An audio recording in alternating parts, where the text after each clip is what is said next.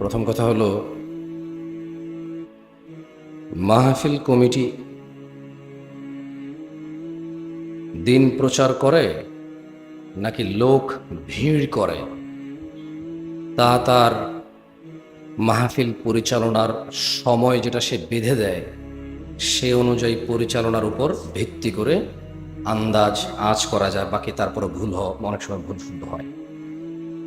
আমার স্পষ্ট মনে আছে, যখন আমি এখানে 6টার পরে এসে পৌঁছেছি, এখান থেকে সাউন্ড গিয়েছিল 10টা 50-এ আজকের মাহফিল শেষ হবে। আপনারা কি শুনেছিলেন? কেউ কারা কারা শুনেছিলেন হাত তোলেন। রাত 10টা 50-এ এই মাহফিল শেষ হবে, আপনারা কারা কারা জানতেন? ঠিক আছে। এখন রাত 10টা 41 বাজে।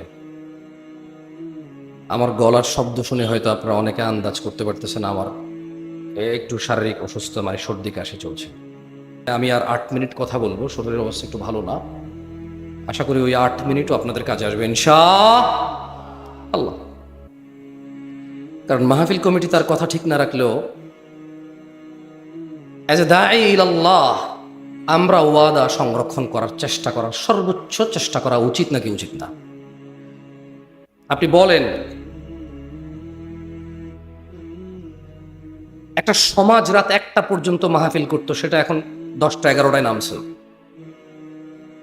যতদিন পর্যন্ত এই সমাজের যারা পরিচালক, কোন আয়োজনের আয়োজক যতদিন পর্যন্ত সত্যবাদী না হবে এবং সময়ের মূল্য নির্ধারণ না করবে, ততদিন পর্যন্ত এই সমাজে যত ওয়াজ করেন কিচ্ছু হবে না। যেদিন 1:30টায় খুতবা শেষ, মানে 1:30টায় খুতবা শেষ হবে, সেদিন অনেক মানুষ আর রুকু ধরতে হবে না, সে প্রথম রাকাত থেকে নামাজ পাবে। কারণ ওই ছেলে জানে কোনোদিন 35-এ খুতবা শেষ হয়, কোনোদিন 40-এ হয়, এজন্য সে 30-এ আসে না। কোনোদিন সে 25-এ এসে রুকু পায় না, কোনোদিন সে 30-এ এসে 50 পর্যন্ত অপেক্ষা করা লাগে, সে মসজিদে আসে না। সময়ের মূল্য জুমার খুতবার সময়সূচি থেকে নিয়ে নেন, এর অপকারিতা কতটুকু।